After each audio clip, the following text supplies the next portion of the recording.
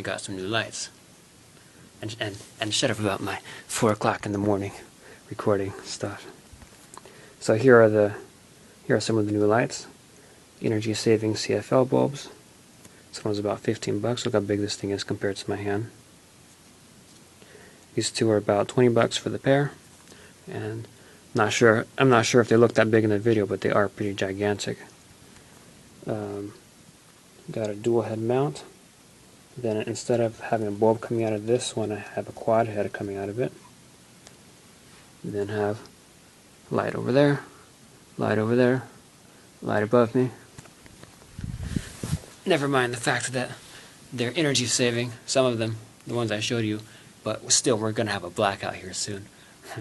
I can almost guarantee it. That seems to be California's legacy so far. Earlier this month we had a blackout where the lights went out at about 3, 4 in the afternoon, and usually, you say, oh, well, this blackout, the lights will be back in about half an hour, 45 minutes, whatever. Well, this time they didn't come back. This time the lights stayed out well into the night.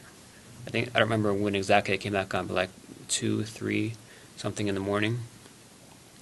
Fortunately, I mean not fortunately, but I happened to be awake, so that was quite an experience. Because people were not so much that we were fearing for the worst, that we'd have to go for an extended period of time without energy in California, in Southern California, but we have a good supply. But when you think about what might happen to everybody else and what people might start doing if there were to be a crazy situation, because we heard a rumor that a power plant had blown up somehow.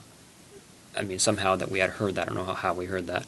I don't know where that information came from. But there were half an hour, 45-minute lines coming out of the store to get ice and supplies and stuff. And anyways, it was something to think about for a day. We have a huge supply of instant emergency food, and we have a huge water tank in the back that gives us fresh water. So we're pretty well prepared. But when you think about the situation that could have happened if California had gone 1 to 2 weeks, let's say, without energy, it's kind of interesting to think about. Anyway, so okay, so let's see what else happened. Oh yeah, a couple days ago, I released my Windows 8 article on the one with the concepts showing a direction that I wish Windows 8 was going in. And let's see. And about a week and a half ago, 2 weeks ago, nobody knows this yet in the real life, in the real world here, as opposed to the internet world, but I sustained some kind of brain injury, which right now right now everything is quite all right.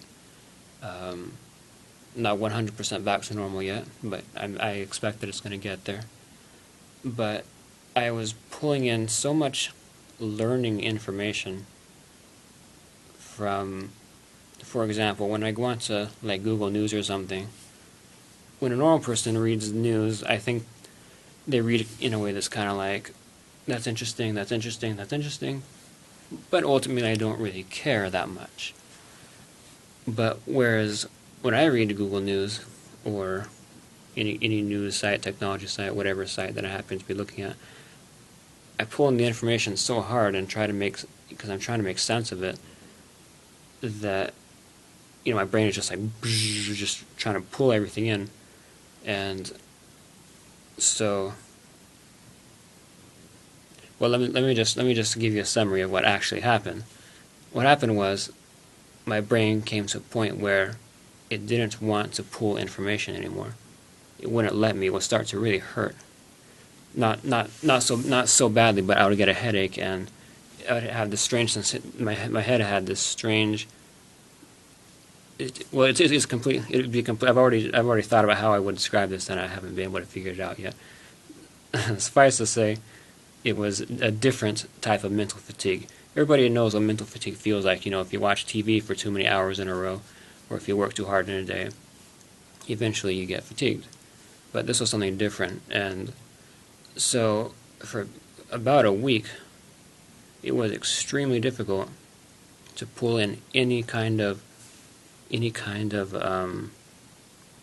if I would read something, it was very difficult to pull in the information. It's not that I couldn't do it, just that my head would start to hurt, and my brain would just kind of reject the whole idea.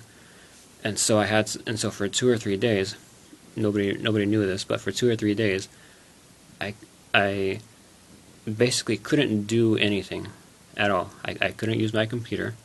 I couldn't read anything. I couldn't listen too hard to people's conversations when they were talking to me. I would just go on the couch and just kind of sit there and try to blank my mind, not exactly knowing. I thought, oh boy, now I've done it. But so since then, I've bounced back quite a bit. I'm almost back to 100% normal. I say I'm about 75% of the way there.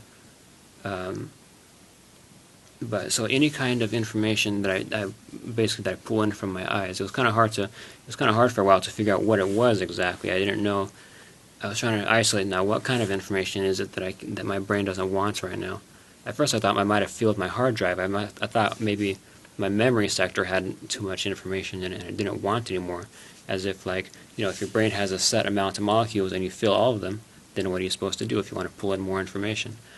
And then I shifted from that and thought, well, maybe it's the temporary, maybe it's for your short-term memories, because if you think about the way pulling in news is, it's all this, if in a month you look up so much news, most of that, maybe not most of it, but a good deal of it isn't necessarily going into your long-term memory. It's just lots of short-term stuff, and most of that gets flushed away eventually. And I thought maybe I filled up that sector, and so I moved away from that also, and now my closest guess is that it's basically that my brain doesn't want any more. Basically, that I just fatigued and overworked something that processes what I'm pulling in and tries to push it somewhere else. I don't think it's short-term memory. I don't think it's long-term memory. I think it's some kind of processing thing that just got overworked and basically went into basically just got really sore. Because I could still think if I wanted to. It was just very difficult to, because it would make my head hurt. And so anyway, so that was quite interesting. I didn't actually think that could happen, but but it happened. That's why I said I was thinking, oh boy, now I've done it. Because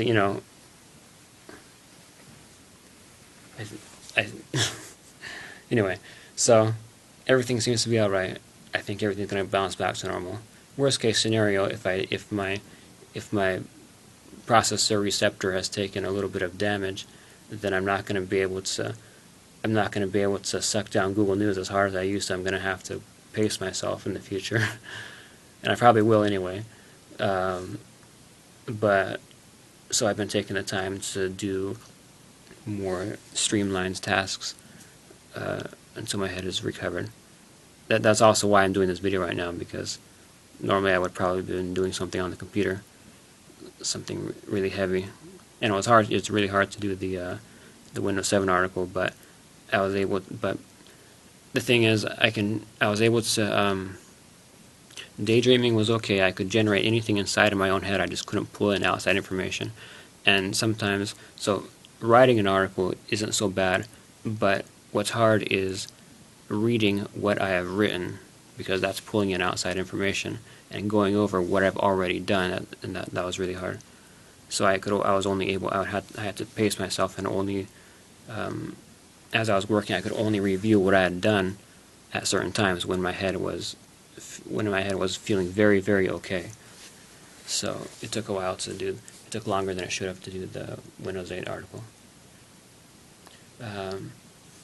So that's kind of what's been going on. And let me just think for a second if I'm not missing anything. I don't think I'm missing anything. It's 4 o'clock in the morning. For reasons unknown, my mom has just gotten up. She's in the kitchen. So I'll be hitting the stop record button.